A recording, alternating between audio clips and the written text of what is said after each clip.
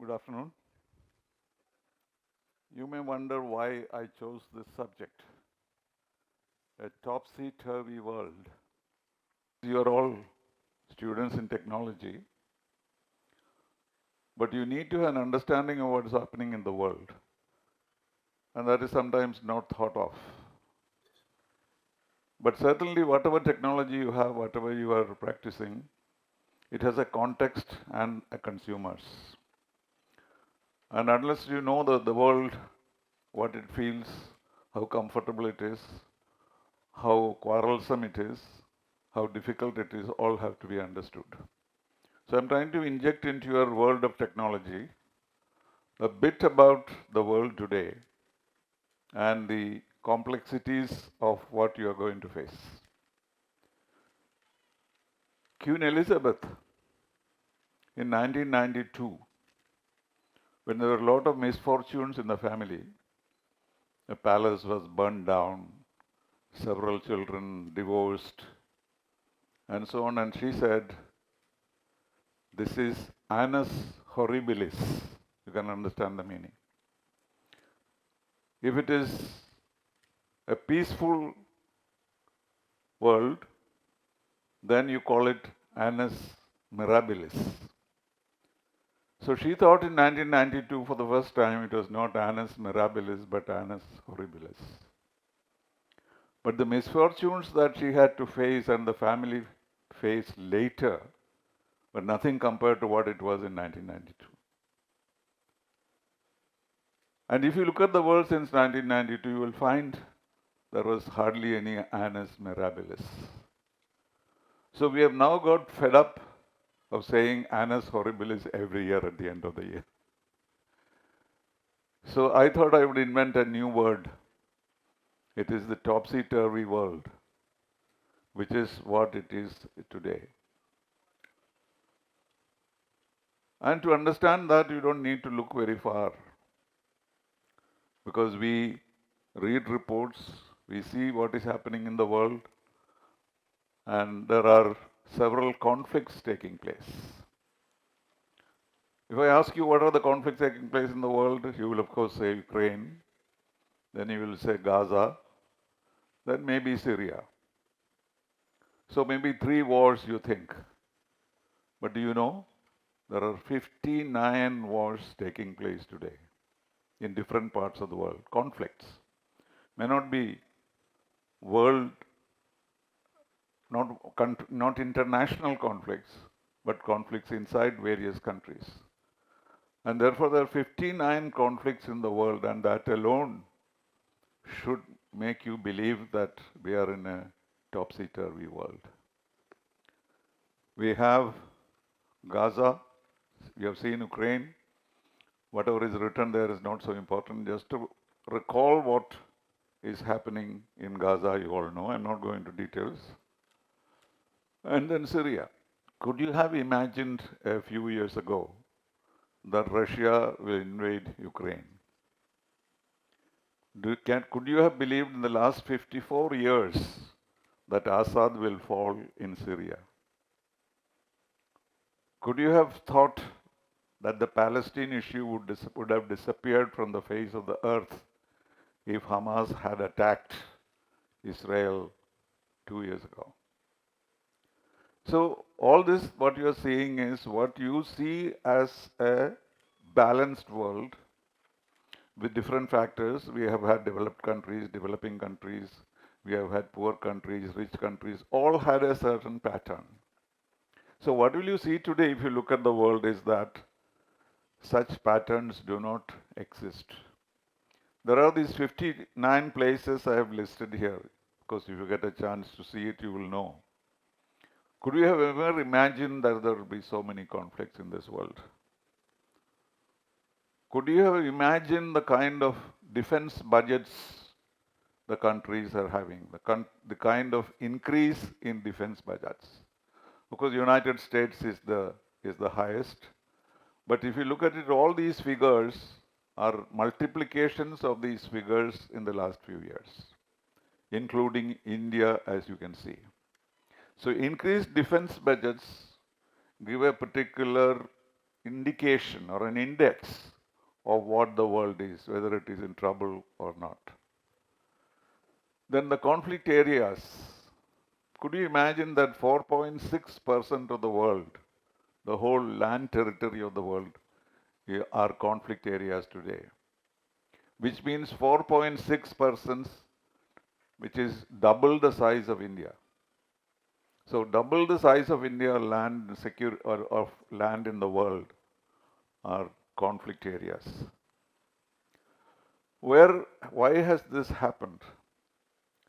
This is because the United Nations has virtually collapsed. You know how the United Nations was set up in 1945? To rid the future generations of the world of the scourge of war. This was the expectation.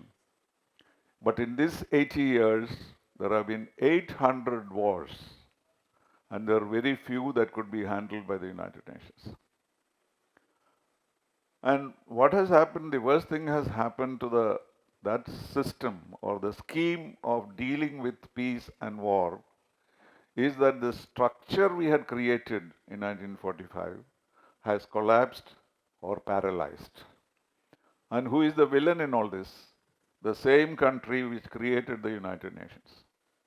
The same country which said that the future of the world should be in a world where everyone lived together. But during the last term of President Trump, he came to the United Nations and said, we do not need the United Nations. As far as I am concerned, America first. And then looked at each of them. They said, you should have your country first in your mind. So then what are you doing here? You might as well go home. So for the President of the United States to say that the United Nations, which they themselves set up, the structure that was set up is gone.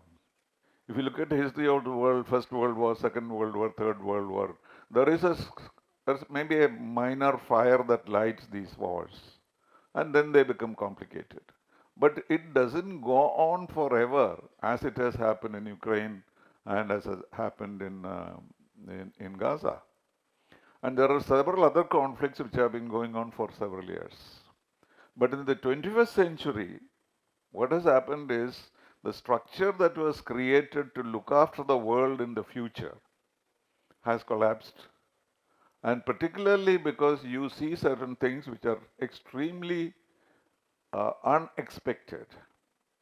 You know about the veto. Five permanent members of the United Nations Security Council have the power of veto, which means that they can stop anything that can happen in the Security Council for no reason. But why were they given the veto? Everybody will agree that veto is bad because one country is not a democratic structure. One country can take decisions. And therefore, they were given this veto because they were supposed to be in charge of the peace and international security of the world. Therefore, they were given this additional responsibility. But today what you see is something which you have never seen before. A permanent member, a veto-wielding member of the United Nations Security Council, is waging a war against another member of the United Nations. This was never envisaged. In fact, in 1945, somebody raised this question, what will happen if a permanent member starts waging a war and vetoes everything that confronts them? Then somebody says, how can it happen? These countries, these 5 permanent members are very responsible countries and they are not going to do that. So we have now 2 situations. Russia, which has a veto, is fighting a war against another member nations. And United States is exercising its veto in order to protect Israel. Whatever Israel does is protected or encouraged by the United States. So then you could say that fundamentally the basic flaw of the United Nations Charter, in which some member countries were given the veto, is probably the reason for this problem. So what would happen then? If United Nations has collapsed, if United Nations has not been able to tackle the problems of 21st century, what is the alternative? And that is what is worrying the whole world today. Take us for what the crises of 21st century, if you can start counting them. First is 9/11. Terrorism became the biggest issue, and we had to deal with it. And we have been dealing with it since 9/11. 30 years, the United States fought terrorism in Afghanistan. They removed the Taliban, fought for 30 years, and put Taliban back in the chair and fled. And terrorism is still very much alive. The second was the economic crisis of 2007 2008. There was a G7 dealing with the world, but it could not deal with the crisis of 2007 2008. It is, in fact, Dr. Manmohan Singh who is credited with the solution that he found. At least setting up of G20 was one of those issues. So that continues. Then came the pandemic.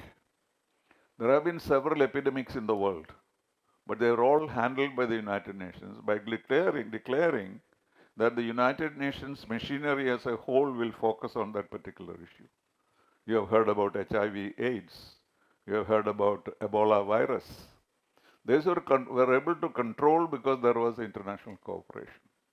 But what was the difference in the case of COVID-19? Because it was suspected that it came from China, put them on the defensive. So here was a permanent member of the Security Council saying, we shall not discuss COVID-19 in this body. This is a health issue, so they left it to the WHO to deal with. That is why it took 2 years for us to develop an effective vaccine. If only the Security Council could meet and talk about this phenomenon, like it did in the case of Ebola or in HIV/AIDS, we would have certainly developed the vaccine earlier, and also we could have had a distribution of vaccine available in one place. Now we know there are several countries where vaccines are lying around. They did not know what to do with it. And also there are others who have not been able to have any vaccine. So again, the veto of in the Security Council that China exercised. What China said was that since there is this suspicion, they didn't say that, because there was suspicion, they did not allow the Security Council meet. So finally we can say that it is the collapse of the United Nations. All that it stood for has disappeared. In other words, the world order of 1945 is dead and gone. That is what explains all these problems that are facing in the world. So you have the UN Security Council. I have taken a blank picture because Security Council is absolutely ineffective. If one veto-wielding member can stop everything that is in the council, then what is the point of having a United Nations? And now this is all about expenditure, problems, conflicts, people dying out. All those statistics I'm not going to. But if you want to just look at the cost of rebuilding these, because in the original pattern of the United Nations, there is if there is a war, immediately the UN steps in and asks for a ceasefire. After a ceasefire is established, they put a United Nations peacekeeping operation in between the two combatants. Then they try to bring about a reconciliation. Then comes the rebuilding. So in each case, the disaster, the loss of resources have to be met by rebuilding of these nations. And that is extremely important. And look at Ukraine alone. The World Bank's calculation is that it will be $411 billion to rebuild Ukraine, not to speak of other areas of conflict. And look at the loss of resources. All these wars, it's not just killing people, but you're also destroying the resources of the world, and the solution given to the next generation are more weapons, more nuclear weapons or more artificial intelligence weapons. And then the environmental damage. This we have been hearing for a long time. There have been you have heard about the 1992 Environment Conference in Rio de Janeiro. I was there and I've been following this since then. Now it is COP29. And lots of discussions are taking place. Lots of decisions have taken place. But the stark reality is the objective of 1.5% degrees Celsius increase in global temperature per year is the optimum. So if your increase in your temperature, global temperature does not go beyond 1.5 degrees Celsius every year, we can survive. But today it's already 3.5 degrees Celsius. So which means we are already underwater. So this world can last only for 200 years. And there is no answer to it. The answer, they say, is a technical answer. That is just as we are trying for fusion rather than fission in nuclear technology. So this is all the problems that we have. And now you have the problem, which is this gentleman whom you all know. People are now trying to do whatever they can before 20th of January, one set of people. Everybody is rushing around. Let us do it before this man becomes president of the United States once again. So the world is divided into two groups. A number of countries are trying to do something before 20th January. And the others are waiting for 20th January to come and see what happens to the world.